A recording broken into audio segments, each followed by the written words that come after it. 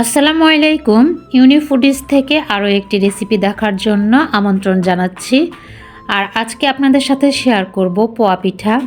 চালের গুঁড়া ছাড়াই ময়দা সুজি দিয়ে এই পিঠা তৈরি করে দেখাবো। খেতে খুব বেশি মজার আর খুব বেশি সফট হয়। আশা করছি আপনাদের কাছে ভালো লাগবে।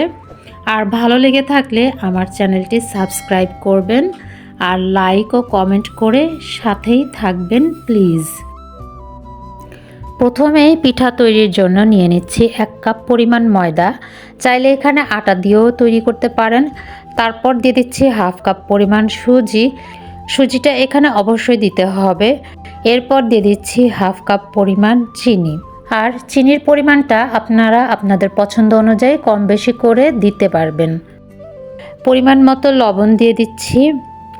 এবার শুকনো উপকরণগুলো একসাথে ভালোভাবে মিশিয়ে নিতে হবে।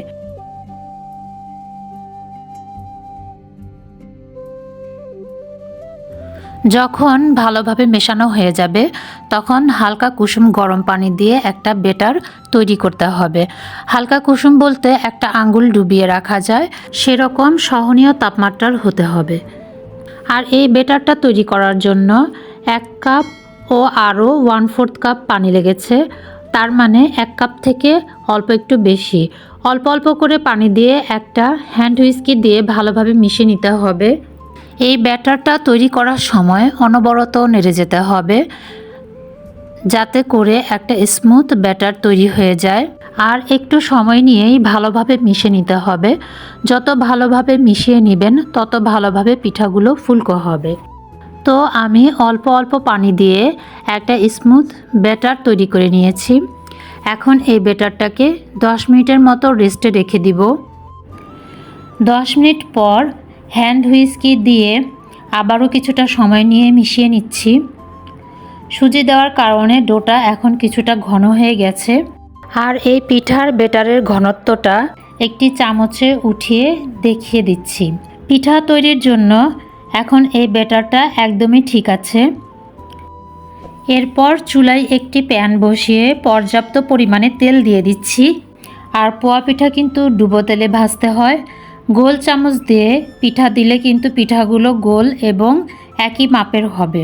তেলে পিঠার গোলাটা ছেড়ে দেওয়ার কিছুক্ষণ পর দেখা যাবে যে ফুলে তেলের উপরে চলে এসেছে। আর এই সময় চুলার আঁচ মাঝারিতে রেখে পিঠাগুলো ভাজতে হবে। বেশি আঁচে ভাজলে খুব দ্রুতই কালার চলে আসবে। একটা পাশ লালচে হয়ে আসলে উল্টিয়ে দিতে হবে। আর দেখতেই পাচ্ছেন পিঠাটা একা একাই উল্টে গেছে, এতটাই ফুলেছে যে একা একাই উল্টে গেছে। আর এই পিঠাগুলো অনেক বেশি ফুলকো হয়। আর এই জন্য পিঠার ব্যাটারটা খুব ভালো করে তৈরি করতে হবে। তো পিঠাটা হয়ে গিয়েছে। এবার তেল ঝরিয়ে পিঠাটা একটা প্লেটে উঠিয়ে নিচ্ছি।